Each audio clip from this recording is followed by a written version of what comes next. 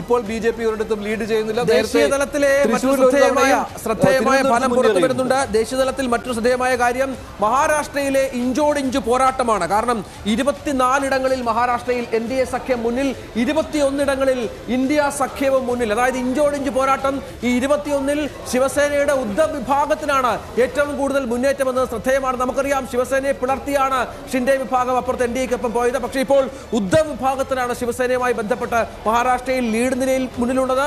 24 NDA, 21 India സഖ്യം എന്നുള്ളതാണ് ഇപ്പോഴത്തെ ഏറ്റവും പുതിയ ഫലസൂചന. അതാണ് ചിത്രം. കർണാടകയിലേക്ക് പോകുമ്പോൾ കർണാടകയിൽ കോൺഗ്രസിന് പ്രതീക്ഷിച്ച നേട്ടത്തിലേക്ക് വന്നിട്ടില്ല. പക്ഷേ 7 ഇടത്ത് കോൺഗ്രസ് ഉണ്ട്, 19 ഇടത്തും BJP ആണ് എന്നതാണ് ചിത്രം.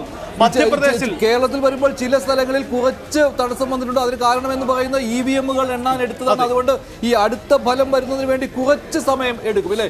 അത് കഴിഞ്ഞ് പിന്നെ പെട്ടെന്ന് ആദ്യത്തെ